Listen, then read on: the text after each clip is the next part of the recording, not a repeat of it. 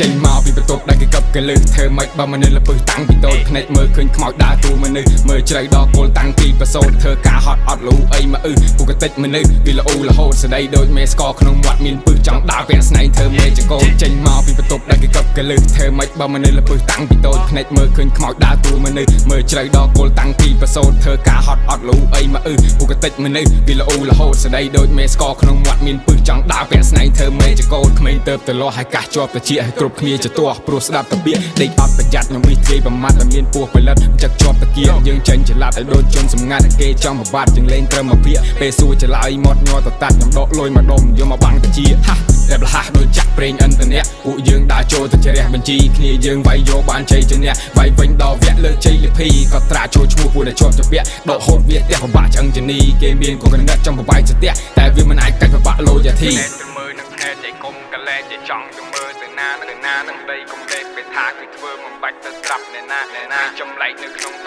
កូលប៊ូស៊ូដូចគេថា keep my flame នៅក្នុងសូលហើយនាមតកូលជាកូនអ្នកតាភ្នែកទៅមើលនឹងភ្នែកចៃគុំកលែចៃចង់ទៅមើលទៅណានេះពាក្យសំដីគុំលេខពេលថាគឺធ្វើមិនបាច់ទៅត្រាប់អ្នកណាក្មេងចម្លែកនៅក្នុងតកូលប៊ូស៊ូដូចពាក្យគេថា keep my flame នៅក្នុងសូលហើយនាមតកូលជាកូនអ្នកតា